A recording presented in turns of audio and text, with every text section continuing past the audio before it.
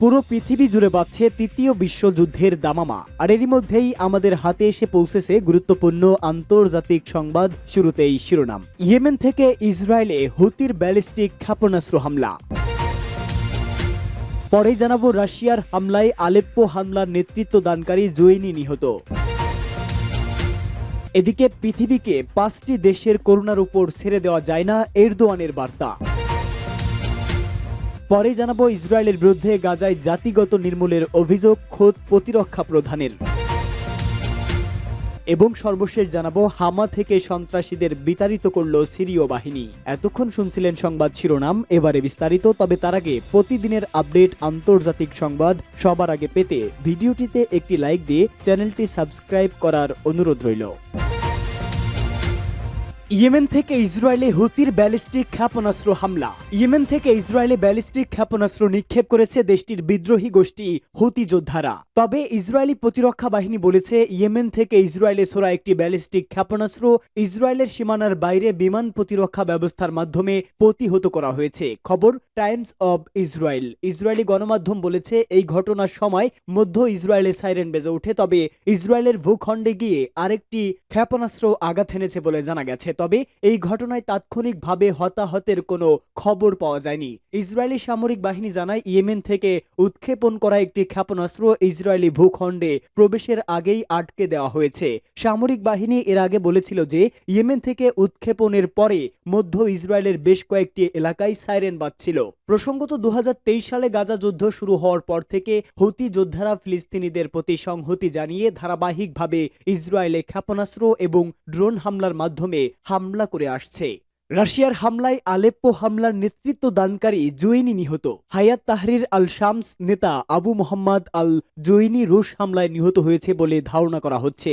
সকালে আরব গণমাধ্যমগুলোর প্রতিবেদনে এই দাবি করা হয়েছে। জেরুজালেম পোস্টে বলা হয়েছে সামাজিক যোগাযোগ মাধ্যমে কিছু ছবি ছড়িয়ে পড়েছে, সেগুলোকে আল জোয়েনির লাশ বলে দাবি করা হচ্ছে। সূত্রটি আরও জানিয়েছে সম্প্রতি সিরিয়ার ক্ষমতাসীন আসাদ বাহিনীর বিরুদ্ধে দারুণ একটি অভিযান পরিচালনা করেছে HTS নেতৃত্বাধীন কয়েকটি দল। তারা ইতোমধ্যে আলেপ্পোর বেশিরভাগ পুনরুদ্ধার করে নিজেদের দখলে নিয়েছে। রুশ গণমাধ্যমগুলো জানিয়েছে রাশিয়ার প্রতিরক্ষা মন্ত্রী এক বিবৃতিতে বলেছে সিরিয়ার সেনাবাহিনীর সহযোগিতায় বিদ্রোহী গোষ্ঠীগুলোর উপর বিমান হামলা ও বোমা হামলা করছে রুশ বাহিনী। সূত্র জেরুজালেম পোস্ট।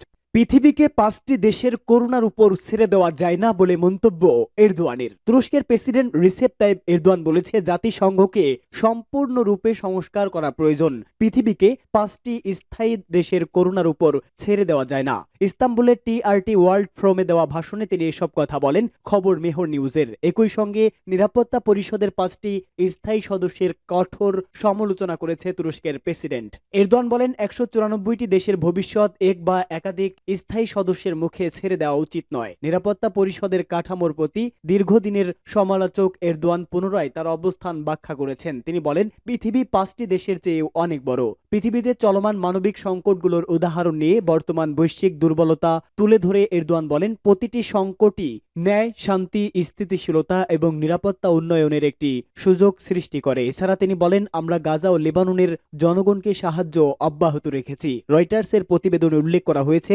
তুরস্ক এর আগেও হামাসের সঙ্গে একটি সম্ভাব্য যুদ্ধবিরতি নিয়ে আলোচনা করেছে এবং তাদেরকে এই প্রতিক্রিয়ায় এগিয়ে নিয়ে যাওয়ার জন্য সুপারিশ দিয়েছে। এরদোয়ানের ওই বক্তব্য তার অঞ্চলে ইসলামী দেশগুলোর মধ্যে ঐক্যবদ্ধ পদক্ষেপ নেওয়ার গুরুত্বের উপর জোর দেয়। গাজা ও লেবাননে চলমান সংঘাতকে কেন্দ্র করে এই আহ্বান নতুন করে আলোচনার কেন্দ্রবিন্দুতে এসেছে।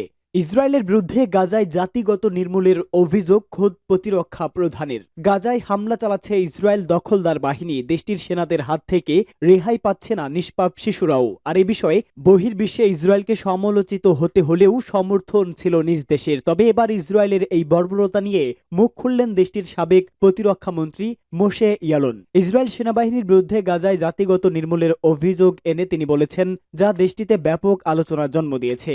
বেসরকারি ডেমোক্রেট টিভি চ্যানেল একটি সাক্ষাৎকারে ইলন বলেন আমাদের যে পথে নিয়ে যাওয়া হচ্ছে তা হল বিজয়, সংযুক্তি এবং জাতিগত নির্মূল করা। জাতিগত নির্মূল এর বিষয়ের উপর জোর দিয়ে তিনি আরো বলেন সেখানে কি ঘটছে আরবিত লাহিয়া নেই, আরবিদ হানুনও নেই। সেনাবাহিনী জাবালিয়ায় হস্তক্ষেপ করেছে এবং আরবদের থেকে ভূমি সাফ করা হচ্ছে। সাবেক এই প্রতিরক্ষা মন্ত্রী ইয়ালন গাজা থেকে ইসরায়েলের প্রত্যাহারের আগে 2002-2005 সালের মধ্যে ইসরায়েলি সেনাবাহিনীর প্রধান ছিলেন। পরবর্তীতে 2016 সালের প্রধানমন্ত্রী বেনিয়ামিন নেতানিয়াহুর সাথে মতানৈক্যের কারণে পদত্যাগ করেন। তার আগে সময়টাতে প্রতিরক্ষা মন্ত্রী এবং উপপ্রতিরক্ষা মন্ত্রী হিসাবে দায়িত্ব পালন করেছেন ইয়ালন। উল্লেখ, গত 7 অক্টোবর ইসরায়েলে হামাসের হামলার পর থেকে ফিলিস্তিনে ব্যাপক ধ্বংসযজ্ঞ চালাচ্ছে ইসরায়েল, যার ফলে ইসরায়েলে 1200 লোকের বিপরীতে গাজায় 44,382 জনকে হত্যা করেছে ইসরায়েল। হামা থেকে সন্ত্রাসীদের বিতাড়িত করল সিরীয় বাহিনী। সিরিয়ার সামরিক সূত্র জানিয়েছে, সেনাবাহিনী হামার কেন্দ্রীয় শহরে সন্ত্রাসীদের সঙ্গে সংঘর্ষে লিপ্ত হয়ে জয়লাভ করেছে এবং সন্ত্রাসীদের ওই এলাকা থেকে বিতাড়িত করতে সক্ষম হয়েছে।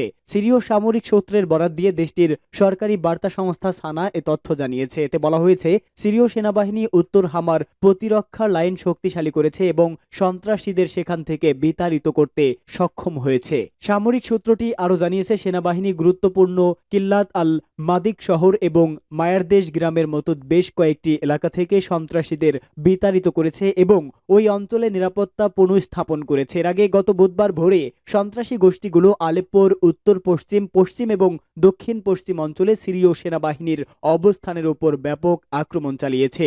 এই আক্রমণগুলো ছিল 2020 সালের অস্ত্রবিরতি চুক্তির লঙ্ঘন। চুক্তিটি তুরস্কের গ্যারান্টি অনুসারে ইদলিব, আলেপ্পোর শহরতলি এবং হামা ও লাতাকিয়ার কিছু অংশকে উত্তেজনা হ্রাসকরণ অঞ্চল হিসেবে চিহ্নিত করেছিল।